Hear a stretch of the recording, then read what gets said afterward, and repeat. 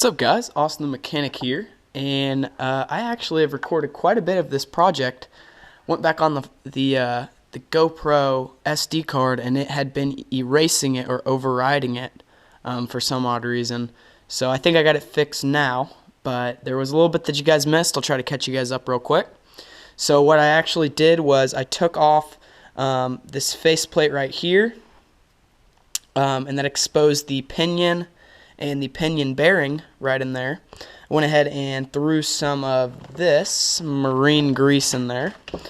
Might or might not be the correct thing to do in there. That's what I did. Like I said, I'm not a professional, but I'm just gonna kind of do what I think is best.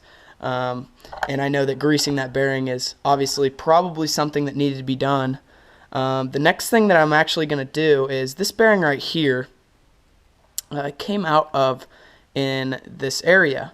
Now what happened was when I actually went to punch it out, all of the little, I don't know if you can see all these little bearing pieces actually broke off and just left this outer casing. So what I went ahead and did was I used this stuff right here. It's called PB Blaster. It's a penetrating oil. And if you guys haven't heard of it, it's really good stuff. It kind of frees up the metal if it's, you know, rusted on there, bonded on there somehow. So what I'm going to do is I'm just going to go ahead and let this thing sit. I'm going to come back and spray it a few more times, and if that doesn't work, I always have the old heat gun here that I can heat the casing around it up, and then hopefully through contracting and expanding of the metal, it'll bust itself loose, and then I'm just going to go ahead and punch it out using a punch. And if that doesn't work, there is a little lip under here that I can actually get a socket on if I had the right size. I don't think I have a socket big enough for that, but I think it'd be worth an investment into something like that. Or possibly I might even go over to Harbor Freight real quick and see what they have in the way of a bearing punch set.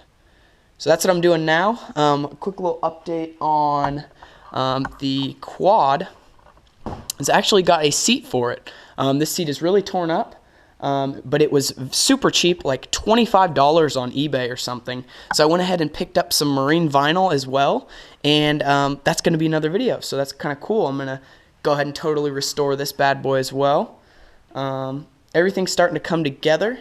The plastics, I did get a comment on what I'm going to do about the plastics. As you see over here, plastics are pretty beat up. I don't know if that's paint, but I know there's a bunch of scratches. What I'm going to try, and I haven't really seen a lot of people do it, is I'm actually going to go ahead and get a buffing wheel. I've actually been needing to buy one of those anyway, so I'm going to go ahead and get a buffing wheel and try a little bit of medium grade buffing compound and see if I can buff some of this out. If not, I have another idea, but I'm going to go ahead and try and see if that works first before I tell you guys about the other idea.